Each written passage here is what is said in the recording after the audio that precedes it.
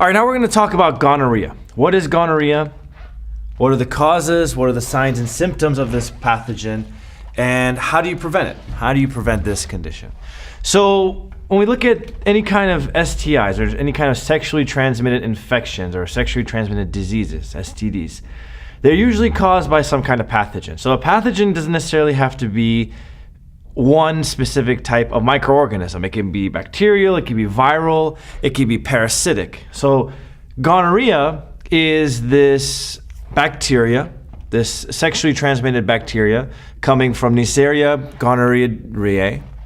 This condition arises from unprotected sexual activity.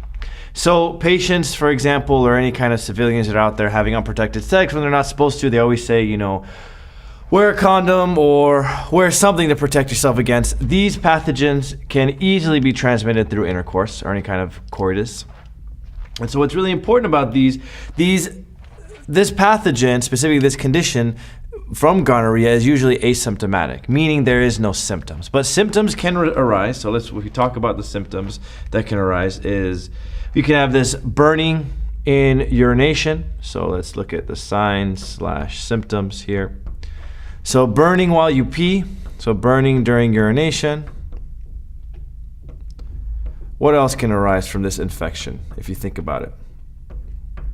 A lot of pain in the reproductive regions. So any kind of pain in the reproductive system that can arise because of this problem. What else can take place? A lot of discharge. So discharge can either be some kind of redness or some kind of actual fluid or pus build that can be replaced outwards. So discharge is another very common symptom of gonorrhea. And so what's important about this condition is if these symptoms persist, other complication can arise. Pelvic inflammatory diseases that can come in, arthritis, endocarditis. So this bacteria can actually infiltrate into the bloodstream and cause your other body systems to become damaged. And that's why it's really important to treat this condition. So what do you think the treatment for this condition is?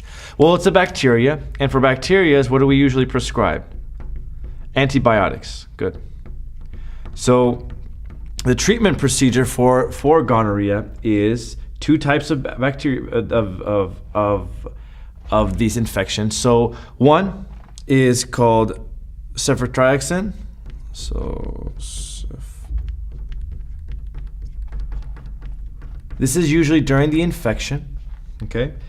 And this is usually can be taken intravenously through IV, okay? And then the other is the azithromycin.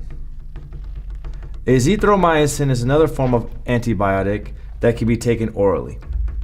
And so these patients that have gonorrhea have to take this medication and to prevent any of the transmittance. So when you look at these different forms of diagnostic procedures before we treat these patients, a lot of these patients, the way they diagnose patients with gonorrhea is through urine sampling and swabs. So what they do is they grab a swab and they take some cells off your urethra. All right, so this can be quite painful, or they can look at some kind of metabolites that are being secreted from the bacteria into the urine, which can be a good way of other forms of diagnostics. And so prevention, what would be some forms of prevention for people that have gonorrhea? So prevention procedure is usually some kind of protective contraceptives like latex condoms, any kind of diaphragms for the female. So there's a lot of ways of really preventing this condition. So patients that have gonorrhea is usually due to a lot of unprotected sex.